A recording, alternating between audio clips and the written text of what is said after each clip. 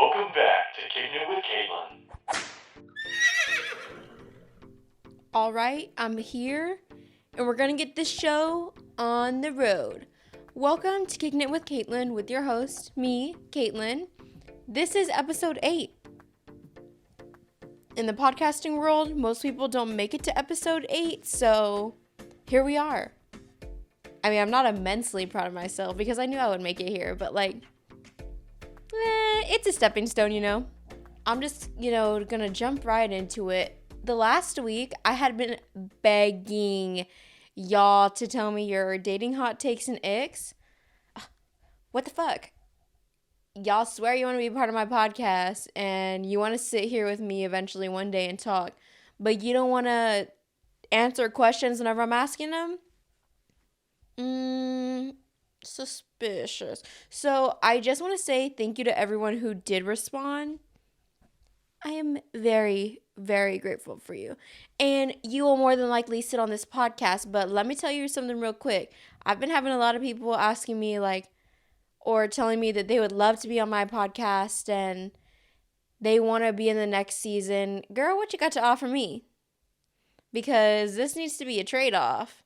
I mean, yes, I will have certain guests on here that y'all request and whatnot, but also another thing is that people will see that I have been podcasting and then they'll just slide into my DMs and be like, ooh, I want to be on an episode.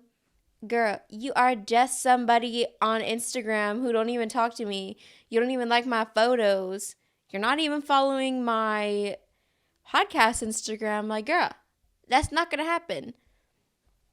So, thank you to everyone who did respond to my questions that I asked.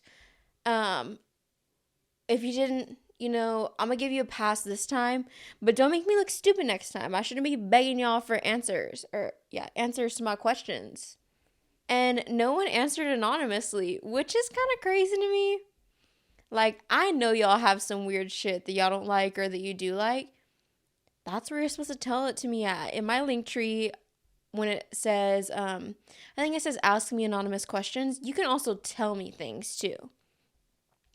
So I will say that these are they're just mild. And then we'll get to mine. So this is how it's going to work. On Instagram, I asked y'all dating hot takes and your dating icks. From y'all, I got more hot takes and not too many icks. But thank goodness, because I don't have very many hot takes, but I have a lot of icks. So first, we're going to go into the responses from Instagram, and then we're going to go into what I think. So for the first hot take, I don't know how I'm going to do this. I don't practice this anymore. In the past, I would record a whole episode and then be like, no, I don't like how I said that, and then re-record it. I'm not doing that anymore. Also, I would say 6 out of 8 of my episodes have been filmed on a Wednesday, and I stay up until 2 o'clock in the morning editing them. So yeah, just dedication, it's there. So for the first hot take, someone said, hookup culture is not beneficial to society. Okay, clearly I haven't really thought about these things, so y'all are just going to get me on the fly. Me personally, I am not a big fan of hookup culture. I just can't have sex with someone who I don't like romantically. Just because you're attractive, that doesn't do it enough for me. So I'm not for hookup culture. I would have to know the person already to go hook up with them. So I don't really think that plays a part in hookup culture where you meet someone and then you go, well, you don't even meet them. You just find them on Tinder and then you go hook up with them and then you never talk to them again. I'm pretty sure that's what that is. But yeah, I'm not a fan of hookup culture. Now, is it beneficial to society? I mean, everyone sees society differently. I will say that I don't think hookup culture is beneficial to the dating pool. I'm not going to say it's not beneficial to society because there's some people who actually do benefit from hookup culture and don't want to have a partner at all. They just want to sleep with people. And that's totally fine. But there's a lot of those people coming out and they don't have like their own kind of place to meet at, I feel like. So they're being intertwined with people in the dating pool who want to not just hook up, but like they want to date. So is it not beneficial to society? I wouldn't completely say that. I don't completely agree. But I don't think that it's beneficial to a younger group. Dang, this is kind of hard. Because I don't want to. I know this is my podcast, but I don't want to say anything that's going to piss someone off or they're going to think differently about me. But also, I'm already like really far into this. So, yeah, I'm going to stay with what I was saying. Yeah, hookup culture is not beneficial to society. It's just not beneficial to everyone. So, I guess that's what society is, though. Fuck. That one's kind of hard. The person who said this said that they would explain, and I probably should have asked them to explain so that I could get their point of view, but I didn't. And you know what? I am a romance kind of person, so I'm not a fan of hookup culture. But I don't think that it's not beneficial at all. But it may not be beneficial to the masses. Next hot take. Don't date until you're ready to marry. Otherwise, it's a waste of time. Okay. So, golly, there's going to be a lot of like pauses because I'm thinking about these. I really tried hard not to sit there and think about all these and write out answers because I want to do this authentically, you know? Um, I don't know. I feel like my answer, it's not valid, but also like I'm 22 years old. I don't know about you guys, but I definitely feel old already. But I think it's because of like the work mindset that I'm already in and like I'm ready to settle down once I find that someone and I'm ready to, be an adult. I could see not dating until you're ready to marry for people who don't feel that way. That totally makes sense. But also like in the hot take before, like hookup culture is not beneficial. So I guess like what's the alternative? Like if you're not gonna date someone, then you're just gonna hook up with all these people. I don't know. I don't think that I completely agree with not dating until you're ready to marry because I feel like there's things that you need to experience as I'm not gonna say like when I mean younger, I just mean like younger than you right now. Like you need to experience things when you're younger so that when you're grown up, you understand why those things, happen that way or why you feel that way about a certain something. And you find things that you like and stuff that you don't like. Like I think that you need time to explore. And I think that the safest way to do that is dating because you're supposed to be exclusive with the person who you're dating or the persons who you're dating. Like, y'all are exclusively together. Like, I'm not bashing on no one that's polygamous or whatever. Like, if you want to be part of a polygamous relationship, go for it. I didn't mean to be non inclusive, but I feel like, I guess at the age, like in your 20s, it's kind of hard because people are dating just to fuck around and find out. And that's totally fine. But other people are dating to marry. So I wouldn't say it's a complete waste of time. But I think that if you're dating to marry and if you're dating to learn, that conversation needs to be had. At least at some point. Not really early on because then you're going to scare the person away. But at some point, once you're like really talking to someone, y'all need to have a conversation. Like be adults about it. Like, what are you looking for? What are your plans? Do you have insurance? It's typically what I ask those people. I'm like, do you have insurance? And they say no, I'm out. I don't even look their way twice. Okay, next hot take. McDonald's in the car over a fancy date. All right, I have really strong opinions about this one.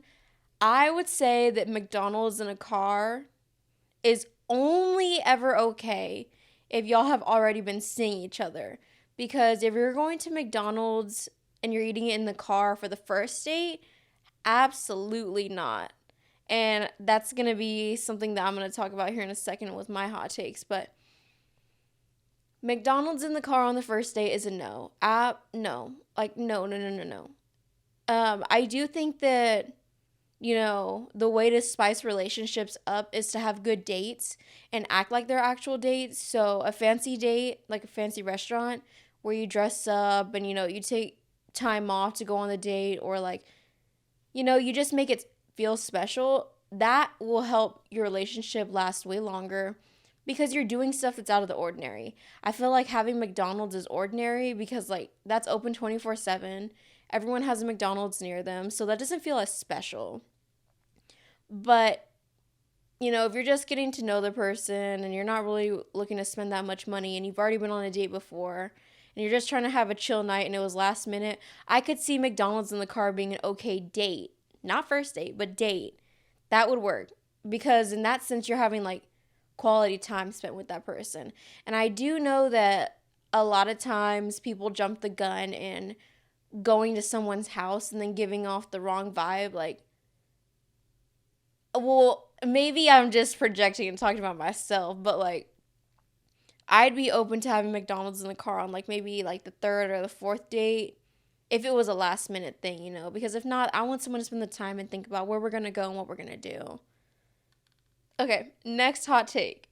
This is a direct hit to me. It doesn't matter if the guy walks closer to the street on the sidewalk. Yes, it does. I I'm not sure if this is a general hot take, but to me there are certain rules that in my case a guy needs to follow in order for me to know that like it's okay to be with them. Like they're watching out.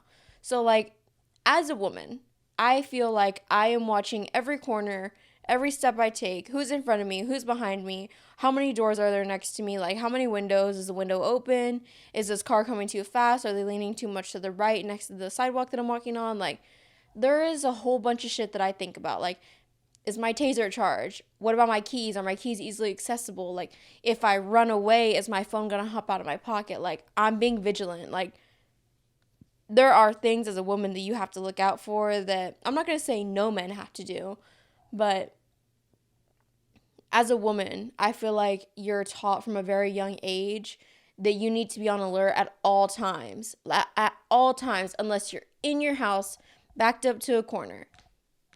Like, you just gotta be ready. Now, again, I'm not saying that this only applies to women because, trafficking and terrible things happen to men as well. But I feel like just the way that this generation was raised up, like woman wise, like you're always looking out to protect yourself because you never know who's going to be around the corner and you just want to be ready. So to me, whenever I'm on a date with somebody, like it's really important that the other person values my safety just as much as I do. Because I'm not saying that like when I'm on a date, I completely let my guard down and I don't look. Like I want to be able to sit there or stand there with you on the street and feeling like there's two people looking out for me rather than one, because I think that's how it's supposed to be. Now, with this saying that guys don't have to walk near the street on the sidewalk, I would disagree. I just feel like I've said this multiple times. Like, I am all for chivalry and I want a dominant guy. And I feel like being a protector comes as part of that. Because, yes, like, I'm not saying I'm weak and I'm not going to protect you and myself. But I'm just saying, like, if you want to be my significant other, you need to be able to protect me the same way I would protect you. Like, treat others how you want to be treated. I would take a bullet for you. You should take a bullet for me. Like, I would walk on the sidewalk next to the street for you. You should be able to walk on the sidewalk next to the street for me. Like, it's quid pro quo. And part of chivalry, like the part that I was at least taught was that the guy always needs to walk on the side of the sidewalk near the street because the guys are the protectors. Just like the guy should open the car door for you, open the restaurant door for you, just how they should let you order first at the restaurant, whether it be drink, meal, dessert, appetizer, stuff like that. And then, like, if you're at Texas Roadhouse and you need more rolls, the guy should be saying that y'all need some more rolls. Because why do I need to be dominant if I want to be submissive in my relationship? that's just kind of the vibes that I'm getting. Like, I'm not like just acting like I'm some little cute little white bunny and I'm with the big bad wolf. Like, that's not what I'm saying. I'm just saying, like, me personally, what I'm looking for is someone who will protect me. And I feel like doing the bare minimum, as if walking on the side of the sidewalk that is near the street and opening the doors for me and checking my surroundings, or like if something is in the way, they'll pull me aside if I'm not paying attention. But more likely than not, I've already spotted the gum or the vomit on the sidewalk and I'm moving them. But see what I'm saying? Like, I would do it for you, so why wouldn't you do it for me? Or like if a homeless person gets, and there's nothing wrong with homeless people. I don't know why I'm being so defensive today. If a homeless person or a suspicious person comes up, like, I want you to be able to get in front of me. Because if I was the bigger person, I would get in front of you. And even if I'm not the bigger person, I would still get in front of you. And best believe I'm holding my weapons at all time. Like, I don't give a fuck where we are. Like, I have been taught to hold weapons on me at all times. Like, I'm ready. I'm ready, bitch. So yeah. I do think that it matters if a guy walks closer to the street on the sidewalk or not. I feel like that can tell you enough about somebody. Next hot take. People are accepting slash swooning over those who give the bare minimum. So I don't necessarily think that this is like the hottest take, but it is a hot take, I would say. I feel like since the dawn of fucking time, like, people, the submissive one in the relationship at least, has been accepting the bare minimum.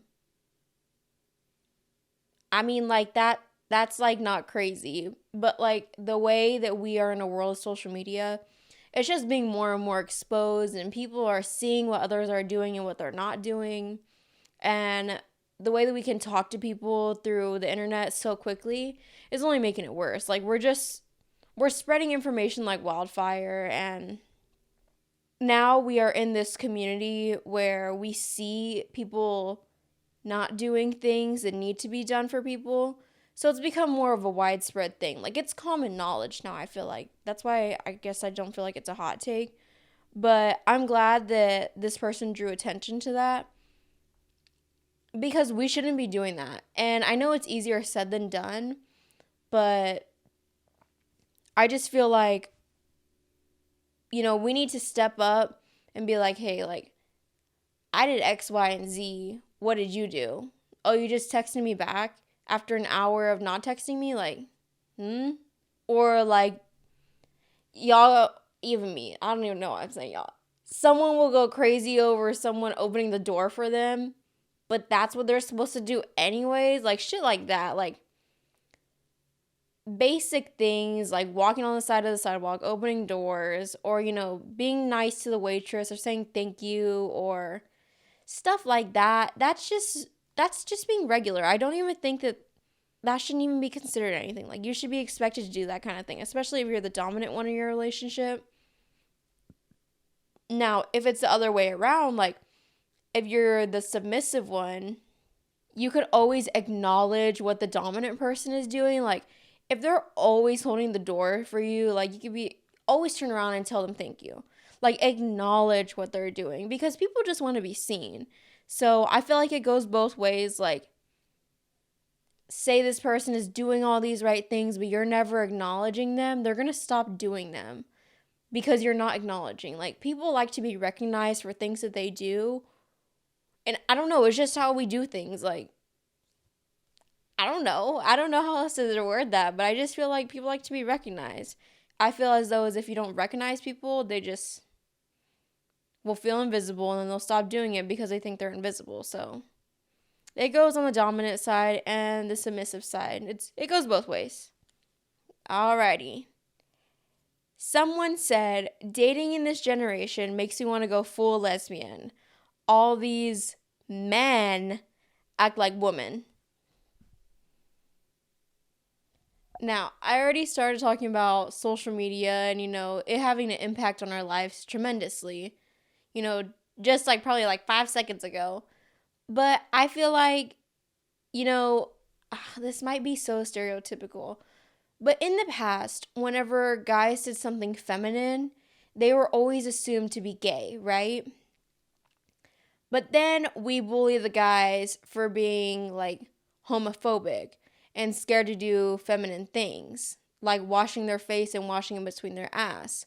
Well, now they have decided to do those things, and now we're saying that they act like women, or they're keeping their hygiene right. Like, they're just starting to be more clean. I feel like appearance wise, like, men are evolving. Like, they're starting to look better. They're starting to be more comfortable about different topics, which is great. It's great. Don't get me wrong.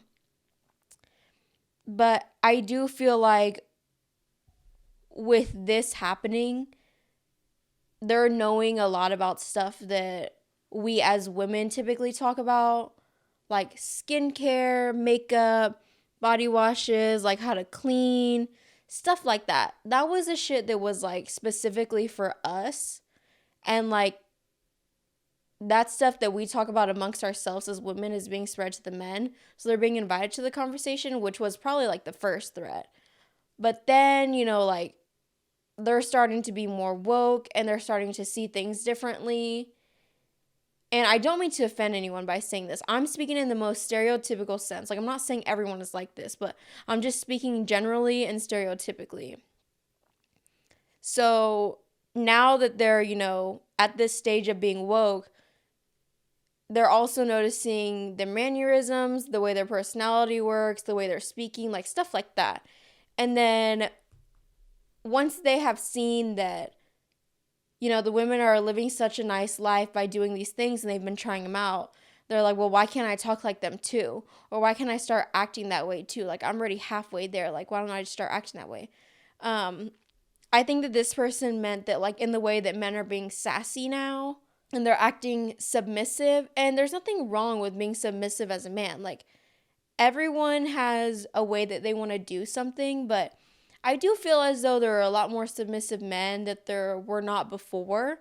And I don't just mean this in like the queer, the LGBTQ community. Like, I mean, like, straight men are coming out as being submissive, because I feel like the stereotype had to be like before that men had to be the protector, men had to be the dominant one, like stuff like that. But, in our generation, we're breaking social norms and we're, blasting through these boundaries. So I feel like, yes, like, people in general are always going to make you want to stop dating or go for the opposite sex because you think it's better. But I think that in all reality, people just suck. Like, it doesn't matter who you're looking for. Like, if you're looking for a man, a woman, or non-binary, like, it doesn't matter who you're looking for. Like, people just fucking suck. Like, maybe this person is just tired of just the guys that they have been with or the girls that they have been with. Well, I guess it's guys if they're gonna go lesbian. But like, it's just people. I don't think there's really anything that you can run away with stuff like this. Like, this generation just sucks. And I think it's because of hookup culture as well. Like, we have totally ruined ourselves. We have ruined our sense of romance, ruined our sense of love. I feel like we all see each other as individuals rather than seeing each other as a group, because we are just a big group. Like, we're just a big group of people and we should all be getting along, but I feel like we're so individualistic that that's not something that happens so often as it needs to, I feel like. Next hot take is the new wave of dating sucks. I should have said this hot take before I just said that, but I do feel that way too. Like, again, the overexposure of social media.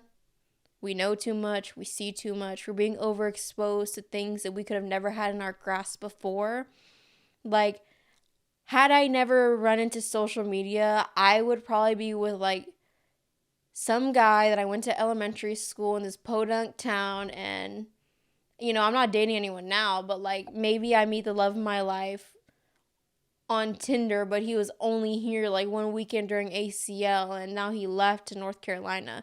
Like, I would have never crossed paths with that person. So I feel like technology has definitely played a big role in this new wave of dating, and so has hookup culture. I mean, this is just not something we can run away from. It's great that this generation is a lot more open about talking about sex and stuff like that, but it comes with its cons, and this is one of the cons. It's, hookup culture. And some people may not see it as a con, but I do. I can't get into it. I've tried it just like most people. It just doesn't do it for me. But if it does do it for you, I'm so jealous because honestly, I'm just jealous. All right. Now we're going to get into the icks before we get on my side of both of these things. So let's run it. Okay. An ick that someone said was too much PDA on the first date. Dude, that will do it for me too. I'm not going to lie. So I don't have any story about this, honestly, because I shut that shit down. Um, I'm also very weird about touch, so the likelihood of someone touching me on the first date is damn near none. If someone is, gonna be all over you on the first date and they're not saving any of it for the next day or being in private with it, they probably don't have the same intentions as you do. They don't see this as a date. They see this as a warm up for the hookup that they're gonna get. Like that's just the vibes that gives me. I mean, maybe you may disagree, but I don't know. Like, I don't think that, I I think that it's different at the club when you're drunk and you're making out with these people, or if you have a bet and you're making out with like random people. But I don't know. If I meet someone and I learn like where they work at and what they want to be when they grow up, I'm not gonna probably, full on make out with them afterwards. Like, because you're still just getting to know the person. And you definitely shouldn't be, I don't know, grabbing ass, full out, like sucking on their neck on the first date. Like, that to me is not a date. That's just warming up for the hookup. And the next ick is asking you to come over too early. This to me will ruin the future that you might have had with somebody. If you're on the first date and you get asked to come over, you need to say no. Because if you're on a true date, they don't ask you to come over afterwards. That's a hookup. There's nothing wrong with having sex on the first date or going for a hookup, but I do feel like the first few dates you have are setting the foundation. And I feel as though even if it's like your second date, if they ask you to come over and you say yes, that's fine, all in all. But I just feel like you're setting the tone for the rest of your relationship. And I feel like you've gone over as too easy. Because if they only got to take you on 2 dates and they've already won your body over, then they're going to walk around thinking that they got some big balls pulling this baddie. Like, that's not the case. So please, I'm just asking y'all, please hold out for maybe 3 dates. Maybe one day I will take my own advice. I am so guilty of going over. The second that someone invites me, I'm like, yep, I'll go. See you later. But like in all, if we're saying yes to go over, let's be real, girls. Or coochie havers. Let's be real. We are all shaving on the first date, just in case, because if we're gonna get some, we're gonna get some right. So we're shaving on the first date, the second date, the third date, the fourth date, the fifth date.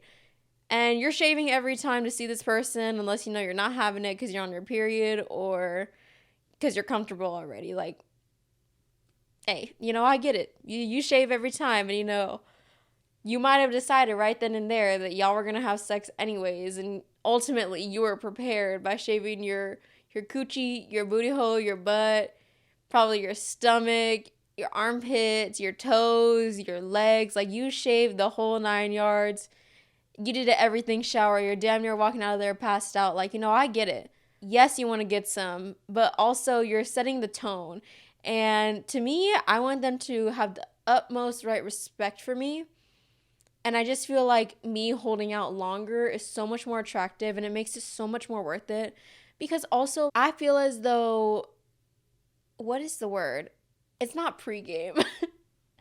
I feel like, right before you have sex, there is not enough anticipation leading up to it. I just feel as though, as a straight woman, that whenever I go over, to have sex, like, there's not enough, I don't know, there's not enough tension built up to make me, like, go all in.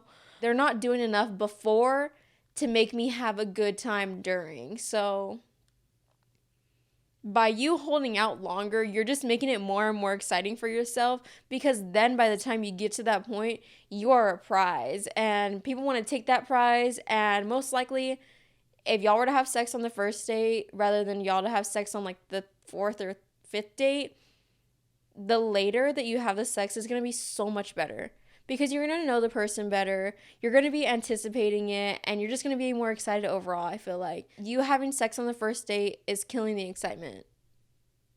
That's just my opinion, though.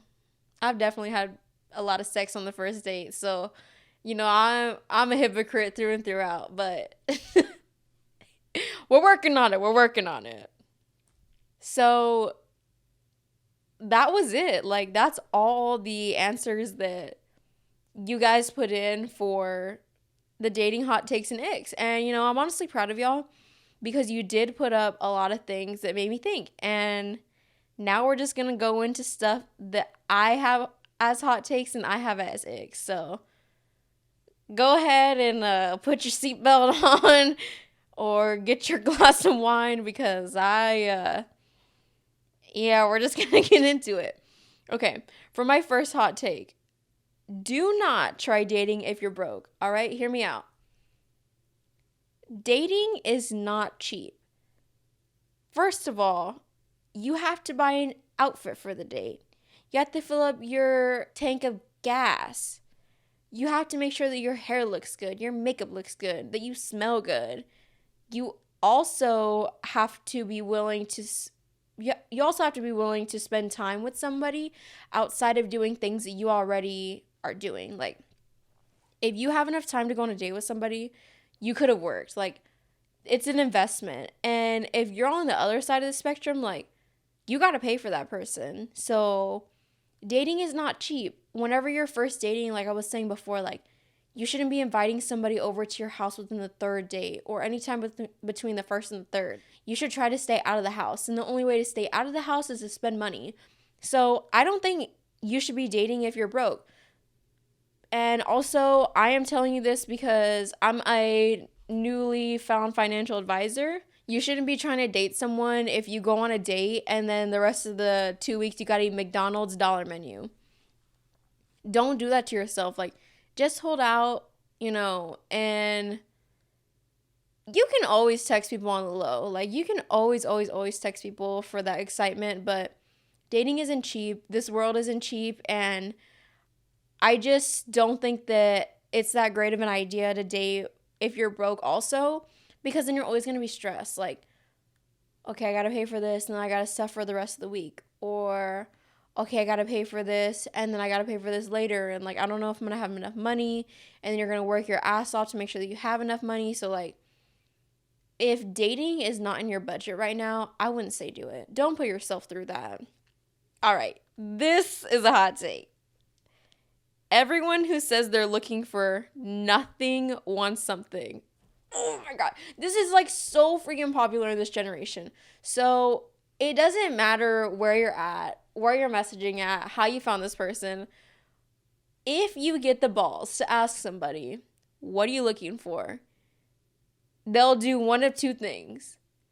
They will be honest and they'll scare you the fuck away, or they're going to say nothing. And you're going to be relieved because they don't want nothing, so they're not expecting anything of you. Like, we need to grow up. Everyone who I have ever asked, like, what are you looking for, always wants a girlfriend. Most people who are looking to date or to hook up aren't just looking to hook up. I also feel like dating culture has ruined this generation. I mean, not dating. I also feel as though hookup culture has ruined this generation of dating, because I feel like we've made it the social norm to be like, oh yeah, I just want to hook up and then dip. But I feel like there's a lot of genuine people who want to date, but they don't want to scare people away, so they just, go for the hookup. And then they're not satisfied, and we're sitting here complaining about hookup culture when we're adding to it. So I feel as though if we just grow up, put on our big girl or big boy chones, and, just say what we're looking for, or even if we don't know what we're looking for, just be like, I don't know. I don't really know right now, but I can tell you that I'm not looking to hook up. That says a lot more than just saying that nothing. Like, I'm not looking for anything. Like, that's the equivalent of someone saying, I don't know. Like, when you're asking them to hang out, what do you want to do? I don't know. Ugh, that's annoying. Okay. Oh my gosh. Okay. I'm looking at my icks, and my first one is really important to me, but it's really bizarre. Usually, when I say this, people remember me because of this. Okay, hear me out. Hear me out. One of my icks is small nipples.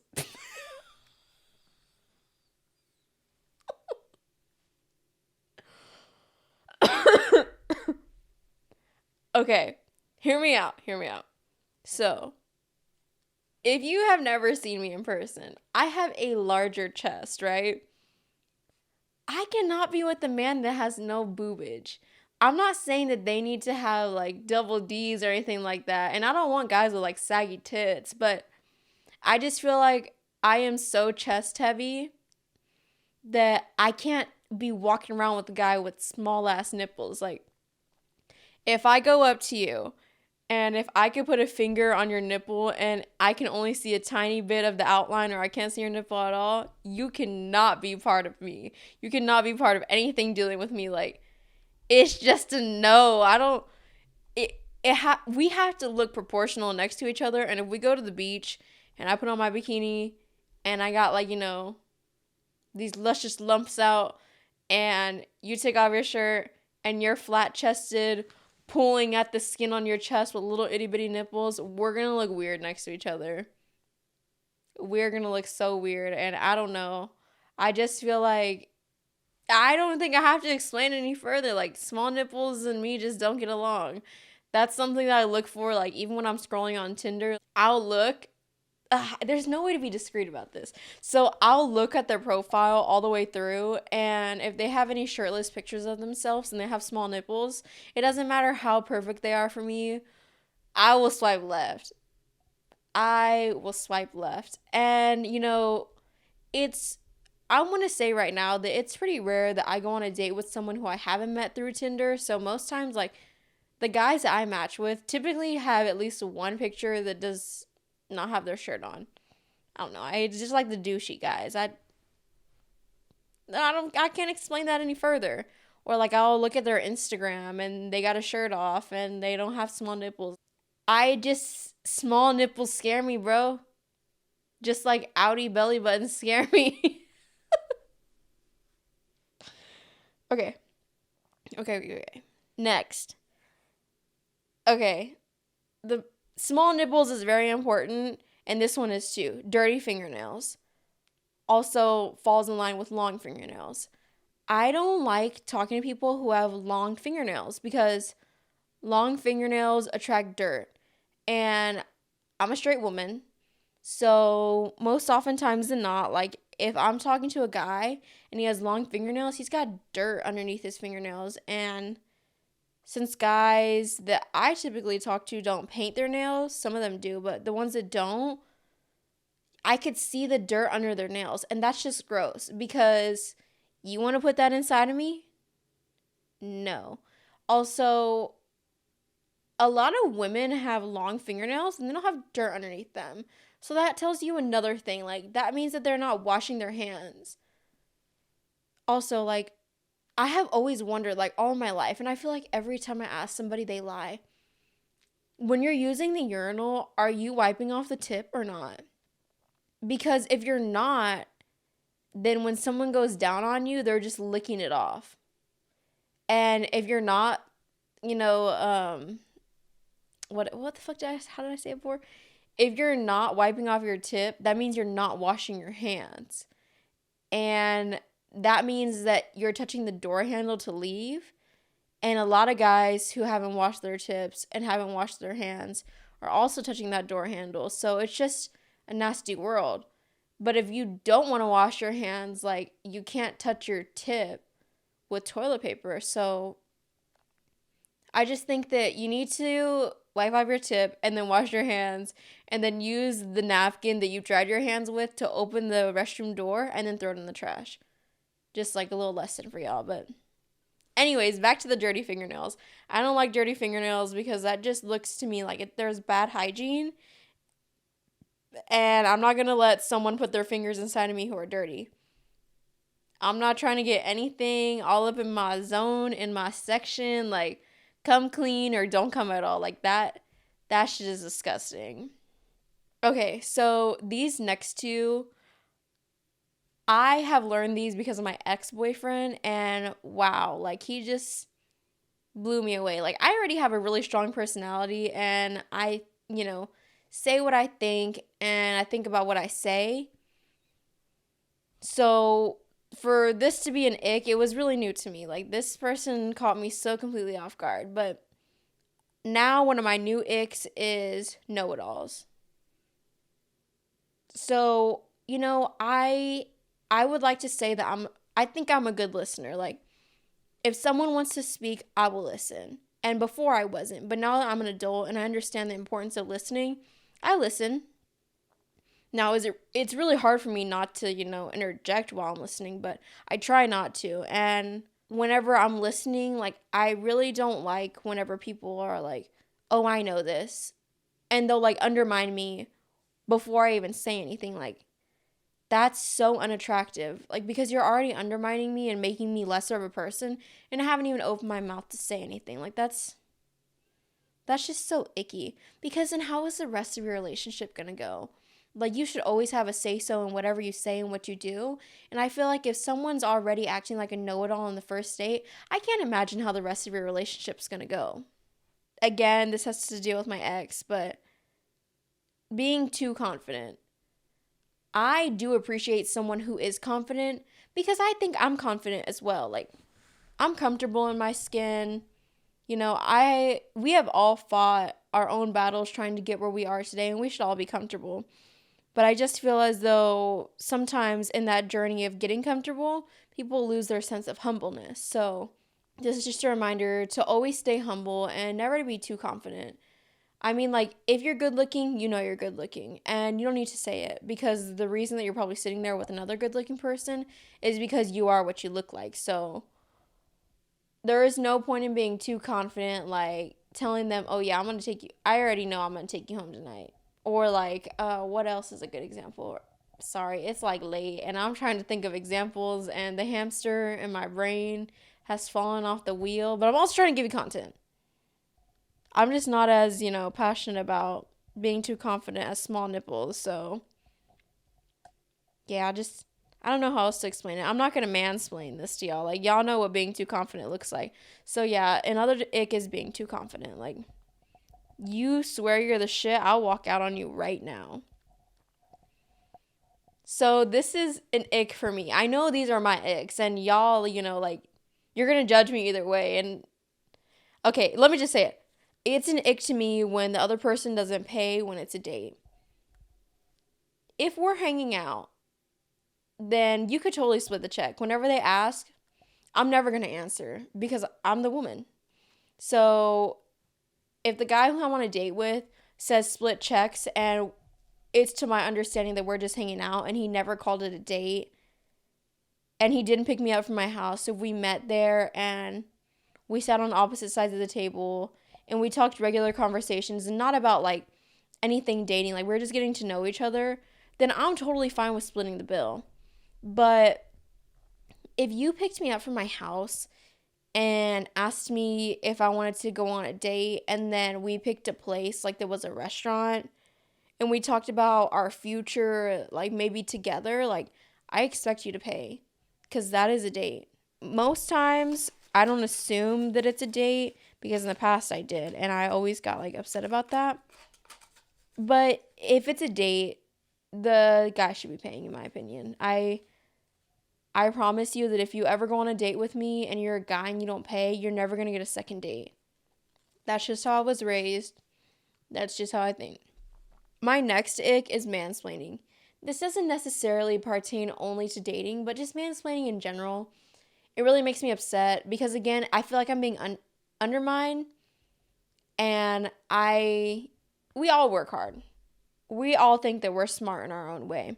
I definitely don't want to be mansplained about anything in any specific way, especially if I'm the one who brought this object to the conversation, or if I brought this topic to the conversation. Like, that's so aggravating when someone mansplains your own idea that you're pushing out to you. Like, something that I consistently go through on dates because I like assholes that are arrogant and just bad people is only talking about themselves. That's so icky. Like, I know that people get really excited whenever someone asks them about themselves, and I'm definitely like a question asker. And if I don't want to answer their question, like, what about you? I won't answer it. And I'm not going to say, oh, I'm not going to answer that question, because that's more awkward than just, moving around the topic and, skirting away. But you should always, be aware of the situation that you're in and how much you've been talking about yourself rather than asking the other person how they feel. Because you're having a conversation, you should have two different inputs while it's going, or else you just end up lecturing the person. And most dates that I go on, I feel as though I learn a lot about the other people who I want to date with, and they know nothing about me. And honestly, that's really embarrassing saying that out loud, but it's really icky to me when I've asked you like maybe like 7 questions and you've asked me one question about myself. Like, that just really doesn't make someone feel good. So that's really icky, and you won't catch me on another date with you if you do that shit. I don't know what it is. This is so icky to me. But if you're a guy and you're hanging out with me and we're not doing any activity near water, or we're not going to a water park, or it doesn't even matter if it's a hot day outside. If you're wearing sandals around me, that's such an ick if you're a guy. Like, sandals are for the girls, Like, guys have hairy toes. Their toenails are never clipped. That shit definitely ain't moisturized. Like, it's just so gross to look down at your shoe and the person who kicked your shoe from across the table isn't wearing real shoes. Like, it's like, keep those dogs off me, bitch. Like, ugh, it's just, I don't know. It's just so gross to me. Like, y'all know, I already told you about that date that I went on and that guy wore slides. Like, that was just so bad. But it really, like, I just saw some guy in my class the other day with sandals on, and I'm like, wow, that's so feminine. You go, boy. But also at the same time, like, I don't want to be seen out with someone who's wearing flip-flops who I'm dating. That's just my opinion, though. I know this is very specific to me, but I get really aggravated when I can hear people chewing. That's an ick to me. Like, if I can hear the food smacking in the back of your mouth, that's disgusting. It's just not gonna work. That's like some tick that I have. But leading up to that is people who chew with their mouth open. That is so disgusting to me. That's like one of my biggest icks. Like, the other day, yesterday, I was sitting there and I was by myself without any like ear or anything on, and I was just like typing away at my assignment, and this girl comes over and she sits at the table like far away from me, and she puts her headphones on. She busts open a bag of cheese, and all I hear is like, ugh, that's gonna give me the that's gonna make me feel so weird whenever I edit it. And I'm sorry if that made you feel weird, but I just wanted you to know what I'm talking about. And I swear that bitch was munching on that cheese like a fucking rat. Like, it's the best cheese she ever tasted in her life. And it was grossing me the fuck out. Like, I truly do not like hearing people chew. And I definitely don't like when people chew with their mouth open, because it just makes it echo further.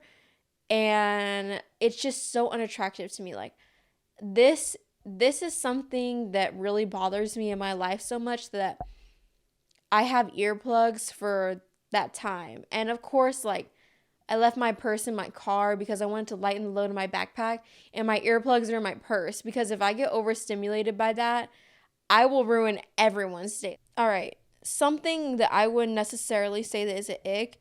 Maybe it's not an ick because I never get to this point with a person, but something that really boils my blood is a lack of self-awareness. I feel like I go for people who are really self-aware.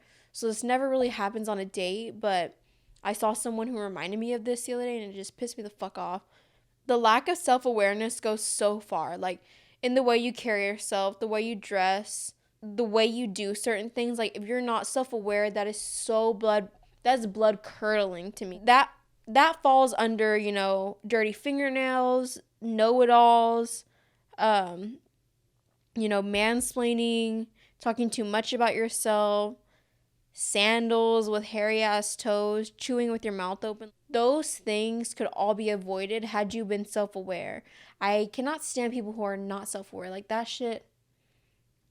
Emily definitely knows what I'm talking about. I've been getting so angry at her because of this person.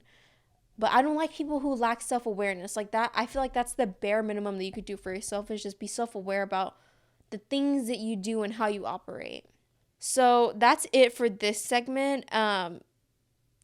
Again, thanks to everyone who entered in some hot takes and icks. Yeah, small nipples will just do it for me.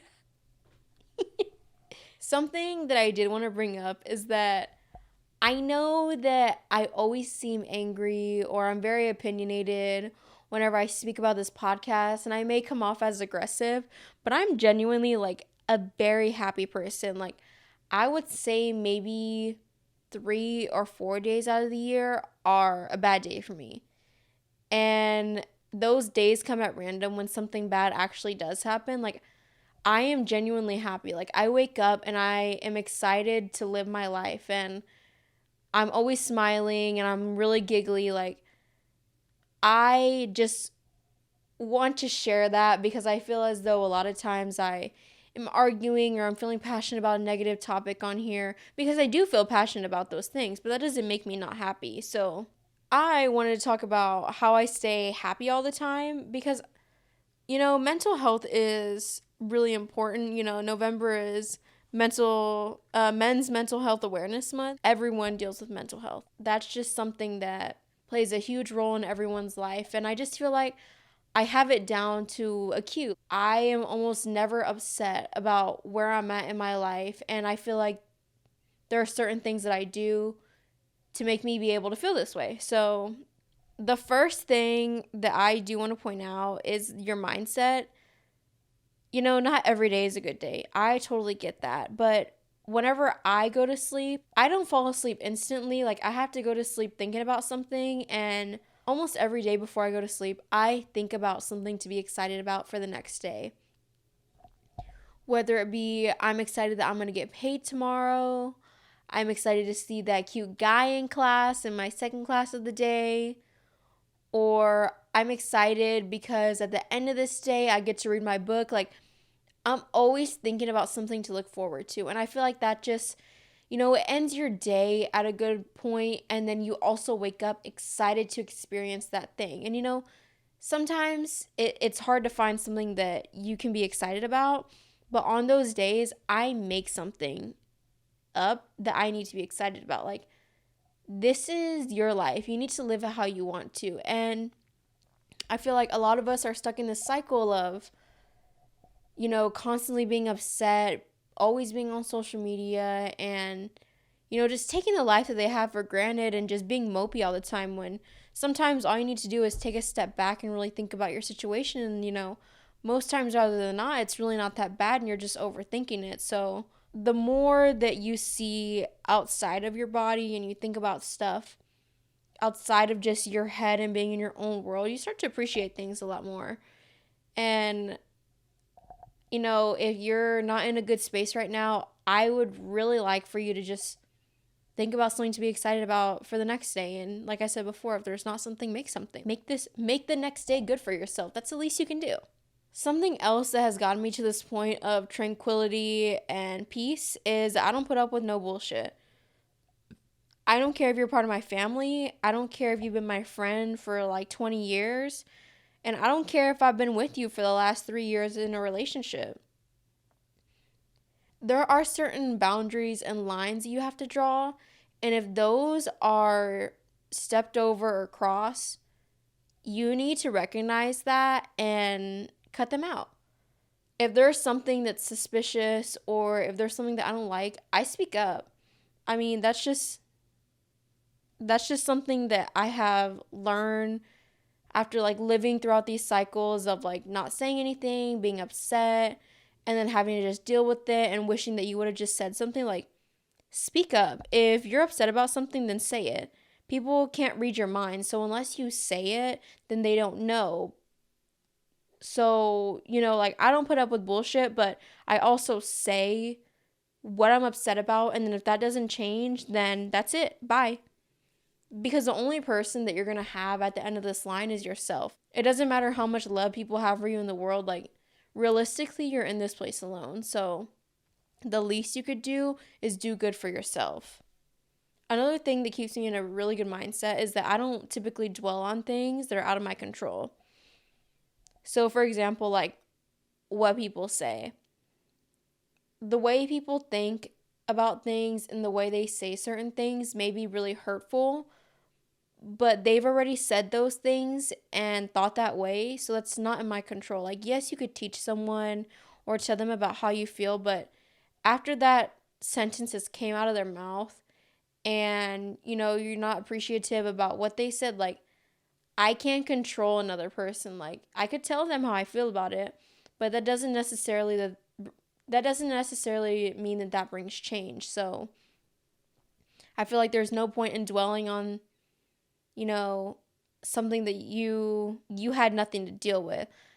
um Another example is the way people act. I don't know, I think that I get a little anxious in the morning because I'm so excited to start my day, and oftentimes when I'm driving, like, someone will flick me off or someone will have road rage or I'll feel a certain way about something and I get really upset, or like I used to, and it used to make me kind of shaky because like that's not something I could do anything about.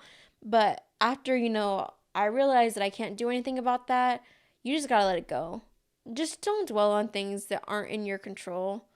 There's only so much you can do. You're only one person, so it's not worth your precious time to think about stuff that you have nothing to do with.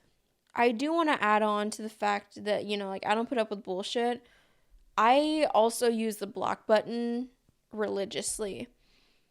In the past, I used to think that the block button was used for, if someone was harassing you or they were doing inappropriate things towards you, like, you just block them real quick and that's it. But it doesn't necessarily have to be a bad thing. If someone constantly is, posting on their story on Snapchat and they're always the first person that you see and you really don't care to see any of that shit and you've already muted their story, but it still comes up anyways, by all means, just block them. This is your phone. You're the one who pays for it. Just block them. And also, if you block them, they're not going to find out that you blocked them unless they go looking for it. So, the block button is nice. Oftentimes, I'll be on Instagram and I feel like someone who I'm friends with will, just like bomb, my feed with so many pictures and so many videos. And I'm like, man, I don't want to see this shit no more. And you don't want to unfollow them because that's rude. But if you block them, it will always seem like you were never there in the first place. So the block button isn't totally a bad thing. It's just, what you use whenever you don't want to interact with someone anymore. And I think that, I think blocking them is a lot more nice than removing them. Because if you remove them or if you unfollow them, then they're just watching you from a distance, and that's pretty foul. Okay, this last one might be a little controversial, but another way that I stay in this, what I would say, like, great state of mind is that if there's something that I don't like about myself or about the way something's happening, then I do something about it. Like I've been saying, this is your life. If you don't like the way you look, get up and go to the gym. If you don't like the way you look, go to work and go buy some makeup. Like, I feel like oftentimes we think really hard about stuff that just doesn't matter, like, or stuff that is in your control that you're not working on. I feel as though typically this pertains to appearance because most people are really upset about the way they look, but you can always do something about it. And you know what? Sometimes you don't want to do anything about it, but at another point, you do need to accept the way you look if you're not going to try to change it. And I'm sure everyone has said that they're fat at some point, or that they don't like their double chin, or that like they're too skinny, stuff like that, whatever. When I grew up, we're in a world of social media where I feel like a lot of things are done for the clout, or I know clout is like an older word, but it's still clout. Like, you're still doing stuff for social media. And, I may have been demonetized to this because I study film and they're always needing someone to be in front of the camera, and I'm just trying to rip off the band-aid. Like, okay, I'll just stand in front of the camera and, I'm in my bust down, and, that's just going to be on the footage for years and years to pass. So, I mean, that might have played a part in what I'm about to say, but at some point, you just need to accept what you look like. For me, I have a flat face. Like, in the past, I never wanted anyone to take a picture of my side profile because my nose and my chin stand out. I had an underbite. Like, I looked like a dog when I was little, so they had to rearrange my face, and the only way that I could have straight teeth is to have like a flat face. So, I just have a flat face, and I've accepted that. I also have a double chin, and I've always thought about wanting to cut off the double chin, but once I look up really high into the sky, I need that double chin. Like, girl, you need that double chin to be able to look up. So maybe you shouldn't be dogging on your double chin so much. But I used to strictly post pictures on Instagram that I thought I looked perfect in. And then, like, they would be sitting in my camera roll, and I'm like, man, I really want to share this memory, but I don't think that I look good enough. Dude, just accept that that's what you look like. Like, you just look like that. People have probably seen you from way worse angles in person. Like, just upload the damn picture. Like, I feel like that also, breaks the wall of, like, accepting what you look like. You don't always have to look perfect for social media. Girl, we know what you look like anyways, so just post the picture. The more you're exposed to the way that you naturally look like, and the way you expose people to what you look like, the more comfortable I feel like you'll be in your own skin. So, if you're not going to do something about the way that you look, then you might as well just accept your appearance. And since I have done that, I will say that my butt is fatter, my boobs are bigger, and my skin is clearer, and my stomach is smaller. Yeah. Okay, all jokes aside, that is going to do it for today's episode. Thank you guys so much for listening. We made it to episode 8. I feel content. I'm not going to end the season, don't worry. Y'all will still see me next week, but I'm content. I may be asking questions for the next episode, unless I have a story after my weekend that I'm off for. So we'll just have to see. I'm always, filming on a Wednesday because I'm a last minute type of gal. I can't help it. But for the most part, I think that's all I have to say. I will say that I am proud of myself because I didn't burp. And I said in the last episode that next time I'm just going to leave them in because they're absolutely disgusting. But I didn't burp that much. And, thank you. Thank you, current me from future me who's going to edit this. But yeah, that's it for this episode. Again, thanks so much for listening. And don't forget, new drop schedule means that there is going to be a new episode out every week except for Thanksgiving week on Thursday at 8 a.m. If you want to stay caught up with what I'm doing and what the studio looks like, you can always follow me at Kicking It with Caitlin on Instagram. And that's all I've got to say for today. So I'll see you next Thursday at 8 a.m. Bye!